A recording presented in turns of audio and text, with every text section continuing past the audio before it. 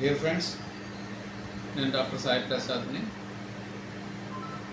Paediatrician. మంగళగిరిలో గత 36 years బట్టి చేస్తున్నాను. తర్వాత సెంట్రల్ ఐ మెంబర్ని, ఆంధ్రప్రదేశ్ హెల్త్ అకాడమీకి సెక్రటరీగా చేస్తున్నాను.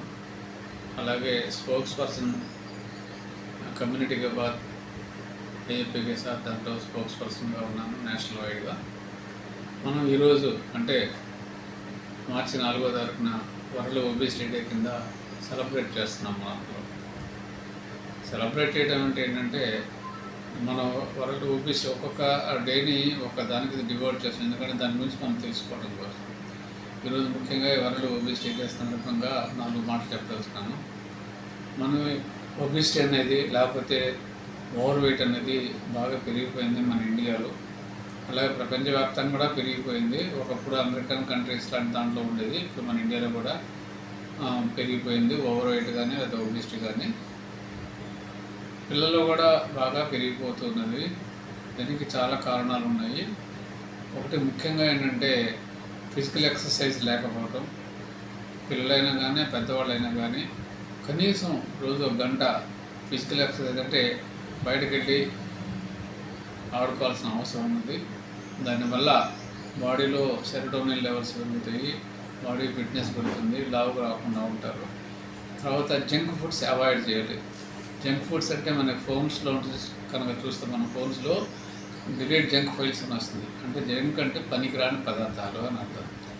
ఆ జంక్ ఫుడ్స్ తినడం వలన కూడా బాడీలో షుగర్ పెరగటం, తర్వాత సాల్ట్ లెవెల్స్ పెరగటము, దానివల్ల diabetes, hyper tension, obesity, asthma ఇలాంటివన్నీ వస్తున్నాయి. కానీ మనం ఎక్కడ ఏ స్కూల్స్ దగ్గర చూసినా కానీ అవి ఎక్కువగా కనిపిస్తున్నాయి పిల్లలు. తర్వాత మదర్స్ కూడా వాటిని బ్యాగ్స్లో పెట్టి పిల్లలకి స్కూల్ బ్యాగ్స్లో పెట్టి పంపిస్తున్నారు. అవి అవాయిడ్ చేయాలి. తర్వాత బ్రేక్ఫాస్ట్ అవాయిడ్ చేయకూడదు. చాలామంది పిల్లలు బ్రేక్ఫాస్ట్ తినకుండా స్కూల్కి వెళ్ళిపోతారు. Breakfast is the brain food. దానివల్ల ఏంటంటే ఒబేసిటీ ఇన్సిడెంట్స్ కూడా తగ్గుతుంది. బ్రేక్ఫాస్ట్ ఎక్కువగా అవాయిడ్ చేసినట్టు ఒబేసిటీ ఎక్కువ ఉంటుంది. తర్వాత ఫ్యామిలీలో జెనెటిక్స్, ఫ్యామిలీలో కనుక ఒబేసిటీ ఇన్సిడెంట్స్ ఉంటే పిల్లలు కూడా ఒబేసిటీ వచ్చే అవకాశం ఉంటుంది. ఇది కాకుండా ఎండోక్రైనల్ డిజార్డర్స్, ఉదాహరణకి హైపోథైరాయిడిజం ఉంటే దాని వలన కూడా ఇలా వస్తుంది. తర్వాత ముఖ్యంగా ఫ్రూట్స్ తినాలి. తర్వాత ఆకుకూరలు బాగా తినాలి. ఈ ఫ్రూట్స్ కనుక తింటే లోపల మన బాడీలో ఉన్న యాంటీ ఆక్సిడెంట్స్ అనేవి పనిచేస్తాయి కూడా. మన బాడీలో ఈ యాంటీ ఆక్సిడెంట్స్ పనిచేసి మన బాడీలో డ్యామేజ్ కాకుండా చూస్తాయి. కాబట్టి ఫ్రూట్స్, హై కలర్ ఫ్రూట్స్ పెట్టాలి. కాబట్టి ముఖ్యంగా మనం గుర్తుపెట్టుకోవాల్సింది ఏంటంటే 1 hour exercise, avoid junk foods, fruits పెట్టాలి బాగా.